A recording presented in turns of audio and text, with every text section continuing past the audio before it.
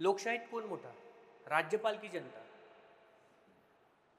Supreme कोर्टाने दिला हा या एक ऐतिहासिक निर्णय. तर विषय काय आहे तर आज समजून घेऊया. 8 एप्रिल 2025 रोजी Tamil Nadu versus governor of Tamil Nadu या सुप्रीम कोर्टाने एक ऐतिहासिक निर्णय दिला. त्यात त्यांनी राज्यपालांच्या अधिकाराची मर्यादा जी आहे आणि कर्तव्य हे स्पष्ट केले. ओके. आणि हा खटला राज्य विधेयकावर राज्यपालाची भूमिका काय असावी याबद्दलचा आहे. तर संपूर्ण डिटेल्स आपण या टॉपिक मध्ये बघूयात.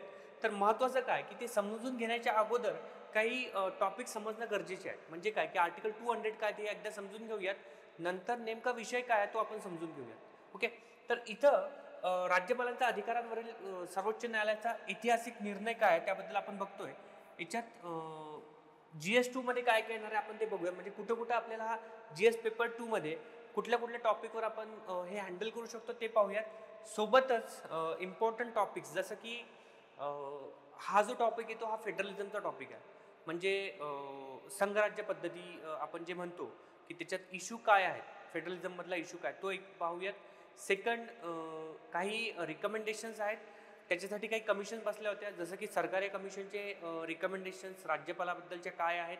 त्यानंतर पुंची कमिशन्स आणि व्यंकटचलय्या कमिशन्स या 3 कमिशन बसल्या होत्या, त्यांच्या रिकमेंडेशन्स काय आहेत. सोबतच आर्टिकल 200, 201, 207 आणि आर्टिकल 163 बद्दल बघूयात. ॲब्सोल्यूट विटो काय, पॉकेट विटो काय, हा सगळा विषय आपण इथं पाहणार आहोत. ओके. तर त्याआधी आपण बघूयात आर्टिकल 200 काय ते पाहूयात आणि नंतर मग नेमका इश्यू काय झाला होता ते आपण पाहूयात. तर इथं महत्त्वाचं काय आहे की जसं मी सांगितलं की आर्टिकल 200चा इश्यू आहे. ओके. तर इथं काय होते की सपोज एखादं राज्य आहे, राज्य काय करतं की तिथले जे विधानसभा आहे एखादं बिल विधेयक जे आहे ते आणते. ते आणल्यानंतर ते राज्यपालाकडे पाठवलं जाते. त्यांच्याकडून संमत झाल्यानंतर ते राज्यपालाकडे पाठवलं जाते. राज्यपालाकडे जे पाठवलं जाते ते अंडर आर्टिकल 200 पाठवलं जाते. ते पाठवल्यानंतर राज्यपालाकडे 4 ऑप्शन्स असतात. मग ते कुठले कुठले आहेत ते आपण बघूया. तर पहिला ऑप्शन जर विचार केला तर इथं आहे की ते बिल जे आहे, विधेयक जे आहे ते तो मंजूर करतो किंवा तो नाकारतो. हा दुसरा त्याच्याकडे ऑप्शन असतो. थर्ड ऑप्शन जर विचार केला आपण तर तो आहे की ते पुन्हा रिटर्न करतो. ओके. पुनर्विचारासाठी पाठवतो म्हणजे रिटर्न करतो. आणि फोर्थ आहे की तो राष्ट्रपतीसाठी राखीव ठेवतो. हे अंडर आर्टिकल 200 हे 4 ऑप्शन्स जे आहेत ते राज्यपालाकडे असतात. आता काय झालं विषय समजून घेऊया की तमिळनाडूने काही विधेयके पास केलेत आणि ते पाठवलेत तिथले जे राज्यपाल आहेत त्यांच्याकडे. त्यांनी मागच्या 5 वर्षात जर विचार केला हे 10ही विधेयके जे होते ते त्यांच्याकडेच ठेवले. म्हणजे काय की त्यांनी त्याच्यावर कुठलीच ऍक्शन घेतली नाही, त्यांनी विथहेल्ड केलं ते. मग आता काय झालं की तामिळनाडू राज्याने तिथलं जे विधानसभा आहे त्यांनी हे पुन्हा पाठवले. ते पाठवल्यानंतर अंडर आर्टिकल 163 राज्यपालांनी ते मंजूर करणं गरजेचं होतं. पण त्यांनी काय केलं की ते राष्ट्रपतीकडे राखीव पाठवले किंवा त्यांच्यासाठी राखीव ठेवले अंडर आर्टिकल 201. मग आता आर्टिकल 201 काय तर पुन्हा जसे आपण हे 4 ऑप्शन्स बघितलेत तसेच राष्ट्रपतीकडे पाठवल्यानंतर राज्यपालाचं काम संपतं. नंतर राष्ट्रपतीकडे पुन्हा 3 ऑप्शन्स असतात, मंजूर करणे, नाकारणे किंवा पुन्हा पुनर्विचार करण्यासाठी रिटर्न पाठवणे, असे 3 ऑप्शन्स पुन्हा राष्ट्रपतीकडे असतात अंडर आर्टिकल 201. पण महत्त्वाचं काय आहे की एकदा ते पुनर्विचारासाठी पाठवल्यानंतर ते विधेयक जसंच्या तसं जर विधानसभेने राज्यपालाकडे जर पाठवले असेल तर राज्यपालाने ते मंजूर करणे आवश्यक असते अंडर आर्टिकल 163. कारण की राज्यपालांनी काउन्सिल ऑफ मिनिस्टरने जे सांगितलं त्याप्रमाणे वागणं गरजेचं असते. तर इथं हा इश्यू झालेला होता आणि सुप्रीम कोर्टाने सांगितलं की जर राज्यपालाने ते जे विधेयक आहे राष्ट्रपतीसाठी राखीव ठेवलेलं असेल तर हे अनकॉन्स्टिट्युशनल आहे. सोबतच सांगितलं की ॲब्सोल्यूट विटो आणि पॉकेट विटो हा अंडर आर्टिकल 200 त्यांना दिलेला नाही आहे. त्यांनी घटनेनुसारच वागणं गरजेचं आहे. तर हा विषय आपण आज समजून घेऊयात काय आहेत. ओके. हा विषय होता 8 एप्रिलला. त्या दिवशी सुप्रीम कोर्टाने जे आहे निर्णय जो दिला होता. आणि जर विचार केला तर हा फेडरलिझममध्ये पण इश्यू होऊ शकतो, जो की तुम्हाला नवीन पॅटर्ननुसार हा दिला गेलेला आहे, अभ्यासक्रमात दिलेला आहे. ओके. तामिळनाडूचे राज्यपाल यांनी 10 विधेयकांवर मंजुरी न देता ती ठेवून दिली होती, हे आपण बघितलं. आता कलम 200 पण आपण बघितलं की ॲब्सोल्यूट व्हिटो आणि पॉकेट व्हिटो हा अशा कोणत्याही संकल्पना अस्तित्वात नाही. हे सुप्रीम कोर्टाने जे निर्णय दिले ते तुम्हाला सांगतोय. सोबतच विधानसभेने पुनर्मंजूर केलेली विधेयके राज्यपालांनी राष्ट्रपतीकडे पाठवणे हे कायदेशीरदृष्ट्या चुकीचे आहे, हे पण मी तुम्हाला सांगितलं. आणि अनिश्चित कालावधीसाठी कृती टाळणे हे असंविधानिक आहे, म्हणजे पॉकेट व्हिटो पुन्हा इथे तो इश्यू आलेला आहे. ओके. नंतर राज्यपालांनी मंत्रिमंडळाच्या सल्ल्यानुसार कार्य करणे बंधनकारक आहे.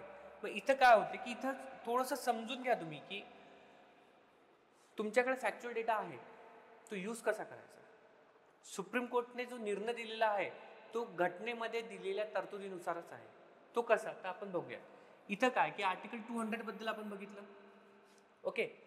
त्यानंतर राज्यपालांनी राष्ट्रपतीकडे पाठवणे कायदेशीरदृष्ट्या चुकीचे आहे, म्हणजे इथं काय की पुन्हा जर एकदा राज्यपालाने रिटर्न केल्यानंतर ते राष्ट्रपतीकडे पाठवू शकत नाही.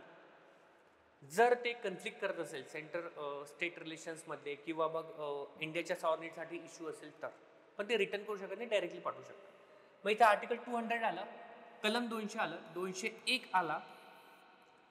तसंच अनिश्चित कालावधीसाठी कृती टाळणे हे असंविधानिक आहे, म्हणजे पॉकेट व्हिटोचा इश्यू आला पूर्ण. ओके. आणि राज्यपालांनी मंत्रिमंडळाच्या सल्ल्यानुसार कार्य करणे बंधनकारक आहे, म्हणजे पुन्हा काय आलं आर्टिकल 163 आला. जसं की सेंटरमध्ये आपण जर विचार केला तर एक रूल आहे, तो पण तुम्हाला सांगतो. 163 - 89 74 सेम आर्टिकल आहे. 74 म्हणजे दोनपैकी कुठले एक तुम्ही लक्षात ठेवलं तरी चालेल. म्हणजे काय की पुन्हा इथं जर 74 आर्टिकल जर बघितलं, कलम जर बघितलं, तर राष्ट्रपतीने मंत्रिमंडळाच्या सल्ल्यानुसार कार्य करणे बंधनकारक आहे, आर्टिकल 74. याच्यात 89 ऍड करा, 163 हे येऊन जाईल.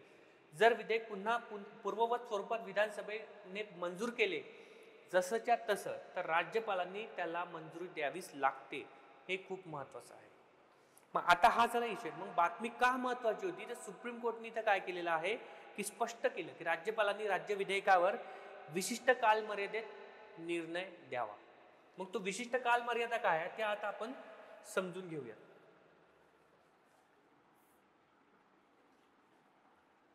ओके. मग ती कालमर्यादा काय, तर जर सपोज प्रथम विधेयकावर जर त्यांच्याकडे आले असेल प्रथमतः, तर त्यांना 1 महिन्याच्या आत किंवा 1 महिन्यापर्यंत त्यांनी त्याच्यावर ॲक्शन घेणं गरजेचं आहे. ओके. दुसरं, मंत्रिमंडळाच्या सल्ल्याच्या विरोधात जर निर्णय घ्यायचा असेल तर त्यांना 3 महिन्याची मुदत दिलेली आहे. आणि पुन्हा जर पुनर्मंजूर विधेयकावर जर त्यांना ॲक्शन घ्यायची असेल तर 1 महिन्याची त्यांना मुदत दिलेली आहे. खूप महत्त्वाचं आहे. कारण काय व्हायचं की खूपदा सेंटरमध्ये जर एखादं वेगळं गव्हर्नमेंट असेल, बनवलेलं असेल एखाद्या पार्टीने, आणि स्टेटमध्ये जर वेगळं असेल, तर खूपदा राज्यपाल काय करायचा की ते पॉकेट व्हिटो म्हणून यूज करायचा. अंडर आर्टिकल 163 ते पॉवर यूज करायचे, जे की डिस्क्रिशनरी पॉवर त्यांनी दिलेली आहे, एक स्वतंत्र त्यांना दिले गेलेलं आहे.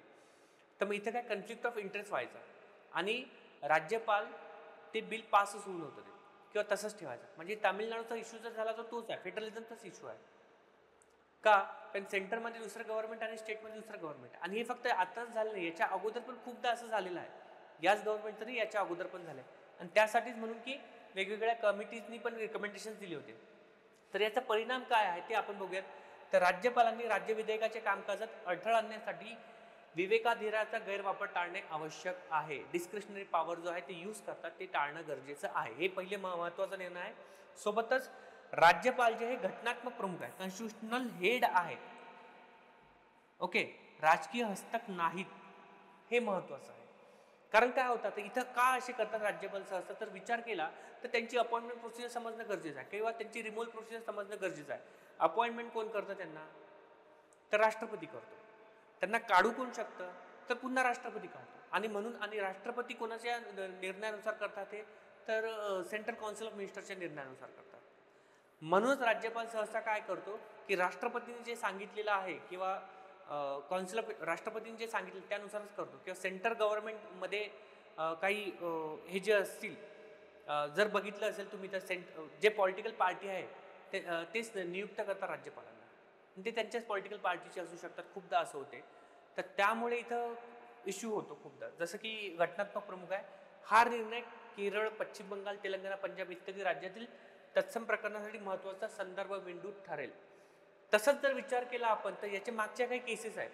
तर केसेस म्हणजे एक अरुणाचल प्रदेशची केस आहे, दुसरी आपण दिल्लीची केस पण बघू शकतो, पश्चिम बंगालची पण केस आहे, इवन महाराष्ट्रामध्ये पण कोश्यारीजींचा विचार केला तर ते पण सेंटरने जे सांगितलं त्याच्यानुसारच ते वागत होते. ओके, तर त्या केसेस काय ते पण आपण आता बघूयात. पहिली केस जर विचार केली तर ती अरुणाचल प्रदेशची केस आहे 2016ची. ओके, हे आपण बघितलं. ओके, हे थोडंसं नंतर पुन्हा बघूया. तर राज्यपालांनी प्रमुख चिंता काय आहे ते आधी बघूयात, त्यानंतर त्यांचे रिकमेंडेशन्स बघूयात. इथं महत्वाचं काय की पक्षपात व पक्षनिष्ठा हे टाळणं गरजेचं आहे. अरुणाचल प्रदेशमध्ये काय झालं की 2016मध्ये राज्यपालाच्या कृतीमुळे तिथलं जे सेशन होतं ते बरखास्त केलं आणि तिथं इनस्टॅबिलिटी निर्माण झाली होती. आणि त्यानंतर तिथं जे आहे राष्ट्रपती राजवट लावण्याचा प्रयत्न केला गेला. तर नंतर सर्वोच्च न्यायालयाने सरकार पुन्हा स्थापन केले. हा पहिला महत्त्वाचा निर्णय होता.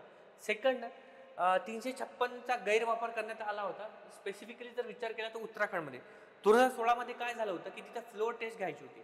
फ्लोअर टेस्ट म्हणजे काय, पुन्हा की तिचं बहुमत चाचणी घेणं गरजेचं आहे, मेजॉरिटी कोणाकडे आहे ते चेक करणं गरजेचं होतं. ते घेतल्याच गेलं नाही.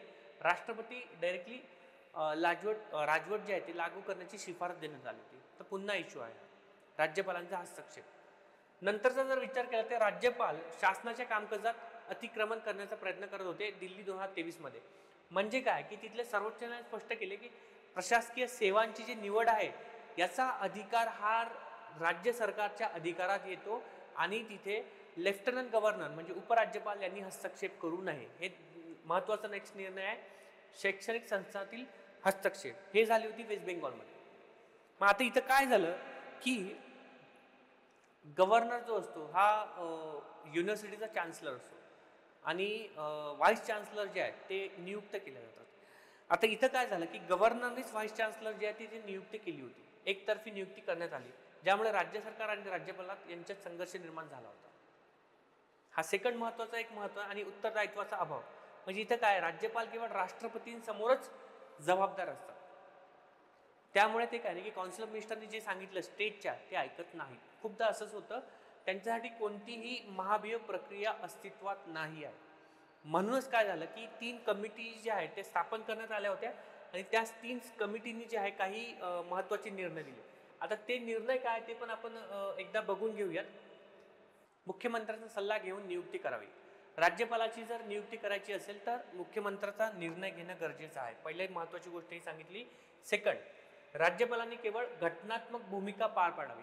बघितलं सुप्रीम कोर्टाने आता तोच निर्णय दिलेला आहे. 1998 मध्ये 1988 मध्ये सरकारी कमिशन बसवली गेली होती. त्यानंतर विद्यापीठाच्या कारभारात राज्यांना अधिक स्वायत्तता द्यावी. राज्यांना अधिक स्वायत्तता द्यावी हा महत्त्वाचा निर्णय. मी तुम्हाला सांगितलं वेस्ट बेंगॉल केस. ओके, त्यानंतर व्यंकटचलैया कमिशन 2002 मध्ये आली होती. त्यांनी सांगितलं की राज्यपालांची निवड कोण करतं आता, तर राष्ट्रपती करतो. आणि राष्ट्रपती कोणाच्या म्हणण्यानुसार करतो, कौन्सिल ऑफ मिनिस्टरच्या, सेंट्रल कौन्सिल ऑफ मिनिस्टरच्या म्हणण्यानुसार तो करतो. अंडर आर्टिकल 74 त्यांना करावा लागतो. मग इथं काय की राज्यपाल जे आहेत ते कोण निवडून यावे, तर खूपदा काय होतं की पॉलिटिकल पार्टीमध्ये जर एखादी पार्टी असेल आणि त्यांचा तो व्यक्ती जर निवडून नसेल आला त्यांना राज्यपाल करण्यात येतो. खूपदा असं झालेलं आहे. तर इथं काय की व्यंकटचलैया कमिशनने सांगितलं होतं की राज्यपालांच्या निवडीसाठी एक समिती असावी. त्या समितीमध्ये पंतप्रधान, गृहमंत्री, लोकसभा अध्यक्ष आणि संबंधित राज्यांचा मुख्यमंत्री असणं गरजेचं आहे. त्यानंतर 2010 मध्ये पुंची कमिशन बसवण्यात आलं होतं. त्यांनी सांगितलं की एखादा जर विधेयक आलेलं असेल तर त्या विधेयकावर 6 महिन्याच्या आत निर्णय घ्यावा. राज्यपालांनी 6 महिन्याच्या आत निर्णय घ्यावा. हे रिकमेंडेशन्स होते, पण हे रिकमेंडेशन्स लागूच करण्यात नाही आले. त्यामुळे तमिळनाडूचा इश्यू झाला. शेवटी सुप्रीम कोर्टाने सांगितलं की 1 महिना 3 महिन्याच्या आत त्यांना निर्णय घेणं गरजेचं आहे. बिकॉज ऑफ दिस कमिशन्स आपण म्हणू शकतो. तसंच राज्यपालांच्या कार्यपद्धतीचे पुनरावलोकन व्हावे हे पण रिकमेंडेशन्स त्यांनी दिलं होतं. सोबत कलम 356चा वापरावर कडक नियम व पर्यायी मार्गाची अंमलबजावणी करणं गरजेचं आहे. ह्या रिकमेंडेशन ज्या आहेत किंवा हे जे कमिटी आहेत हे तुमच्या ॲन्सर्समध्ये येणं गरजेचं आहे. क्वेश्चन अशा प्रकारचे मेन्स आन्सरमध्ये जे आपण MPSCचा मेन्स GS पेपर 2 जो आहे तिथं अशा प्रकारचे क्वेश्चन्स ते विचारू शकतात आणि त्यासाठी असे आन्सर्स लिहिणं गरजेचं आहे. सुप्रीम कोर्टचं जजमेंट काय होतं, त्यासाठी कुठल्या कमिटी बसवल्या गेलेल्या आहेत, त्यांचे रिकमेंडेशन्स काय होते ते लिहिणं गरजेचं आहे आणि नंतर कन्क्लुजन किंवा उपाययोजना, क्वेश्चन काय त्यानुसार तुम्हाला आन्सर असणं गरजेचं आहे. आणि शेवटचा जर विचार केला तर उपाययोजना काय, तर त्यांनी सांगितलं की इम्पिचमेंट प्रोसेस जे आहे ते आणणं गरजेचं आहे. राज्यपालांच्या पदावरून हटवण्याची प्रक्रिया असणं गरजेचं आहे. आता काय की प्रेसिडेंटच त्यांना अपॉइंट करतो आणि प्रेसिडेंटच त्यांना रिमूव्ह करतो, तर त्याच्यासाठी महाभियोग आणणं गरजेचं आहे, इम्पिचमेंट प्रोसेस असणं गरजेचं आहे. ओके, हे शिफारस पुंची कमिशनने पण केली होती. त्यानंतर BP Singhal versus union of India case जी होती त्यात जर विचार केला आपण तर 2010ची एक केस आहे. त्यात सर्वोच्च न्यायालयाने सांगितलं होतं की राज्यपालांना हटवणे केवळ योग्य कारणास्तव झाले पाहिजे जे निष्पक्षता सुनिश्चित करते. त्यानंतर आर्टिकल 163 जे अनुच्छेद 163 मध्ये दुरुस्ती करणे गरजेचं आहे. कारण काय झालं की 163ने राज्यपालांना काही डिस्क्रिशनरी पॉवर दिले होते, काही स्वातंत्र्य दिलं होतं, जसं की पॉकेट विटो यूज करणे, आणि त्याचा यूज खूप जास्त झाला होता. जसं आपण आताची केस बघितली तमिळनाडूची केस, मागच्या 5 वर्षात त्यांनी कुठलेही विधेयक पास केलंच नाही, मागचे 10 विधेयक तसेच तसे ठेवले होते. ओके, तर मग याचा उपयोग जास्त झाला होता, गैरवापर जास्त झाला होता, म्हणून काय केलं की त्याच्यात थोडंसं अमेंडमेंट, ओके, दुरुस्ती करणं गरजेचं आहे. हा एक उपाय आपण इथं सांगू शकतो. तसंच जे आहे राज्यपालांच्या कार्यपद्धतीचे पुनरावलोकन करणं गरजेचं आहे. खूपदा काय होतं की राज्यपाल जे राज्यकारभारात अतिक्रमण करतात, पारदर्शकता नसते, तर ते चेक करणं गरजेचं आहे आणि त्यासाठीच न्यायिक आयोगामार्फत एक नियमित यंत्रणा स्थापन करणं गरजेचं आहे. हे तुम्ही तुमच्या कन्क्लुजनमध्ये किंवा उपाय योजनामध्ये तुम्ही हे लिहू शकता. सोबतच शेवटचा जर विचार केला तर राष्ट्रपती राजवट लादण्याच्या प्रक्रियेवर स्पष्ट मार्गदर्शक तत्वे असणं गरजेचं आहे. हे सरकारी कमिशनने पण सांगितलं होतं. आणि सोबतच एक महत्त्वाची केस होती, ज्या केसचं नाव आहे SR बोमाई प्रकरण किंवा केस आपण म्हणू शकतो. त्यात सर्वोच्च न्यायालयाने नमूद केलं होतं की सरकारी आयोगाने देखील सांगितले होते की राष्ट्रपती राजवट ही शेवटचा पर्याय म्हणून वापरली जावी आणि इतर सर्व घटनात्मक उपाययोजना अपयशी ठरल्यानंतरच लागू केली जावी. Sir, this is all about Tamil Nadu versus Tamil Nadu गव्हर्नरची जी केस होती ती एक खूप महत्त्वाचा ऐतिहासिक हा निर्णय आहे. खूप तुम्हाला समजलं असेल. यात काही डाऊट असेल तर तुम्ही कमेंट बॉक्समध्ये आम्हाला सांगू शकता किंवा दिलेला जो नंबर आहे त्यावर तुम्ही आम्हाला कॉल पण करू शकता किंवा टेलिग्राम चॅनलला आम्हाला फॉलो करून तिथं पण तुम्ही मेसेज करू शकता. सोबतच आपण जसं मी सांगितलं होतं की मागच्या व्हिडिओमध्ये की आपण NCERT बॅच चालू करतोय. GS पेपर 2ची बॅच आपण अराउंड 21 तारखेला चालू करतोय, ज्यात प्रॉपरली मेन्स ओरिएंटेडच लेक्चर होतील, ज्यात तुम्हाला मेन्समध्ये आन्सर कशी लिहायचे, त्यासाठी सुप्रीम कोर्टच्या कुठल्या जजमेंट महत्त्वाच्या आहेत, सरकारी कमिशन जसे आपण हे कमिशन सांगितले त्यांचे रिकमेंडेशन्स काय आहेत, पर्टिक्युलरली काय काय इश्यू आहेत. जसं आर्टिकल 19 मध्ये जर आपण विचार केला तर जे कुणाल कामरांची जे केस होती, डिफेमेशनची केस आहे, ते आर्टिकल 19 मध्ये येते. त्यानंतर अलाहाबादियाची जी केस होती ती पण क्रिएटिव्ह फ्रीडममध्ये येते. त्याचा इश्यू काय होता, त्या सगळ्या गोष्टी आपण GS पेपर 2 बेसिक्स आणि करंट अफेअर हे कनेक्ट करून आपण शिकवणार आहे. म्हणजे कनेक्टिंग द डॉट्स जे मी म्हणतो नेहमी, त्यानुसारच आपण चालू करतो आणि तो सिरीजच आपण कनेक्टिंग द डॉट्स म्हणून आपण ती बॅच चालू करणार आहे. होप तुम्हाला हा व्हिडिओ आवडला असेल. काही जर इश्यू असतील तर you can reach. Thank you so much. Bye and take care.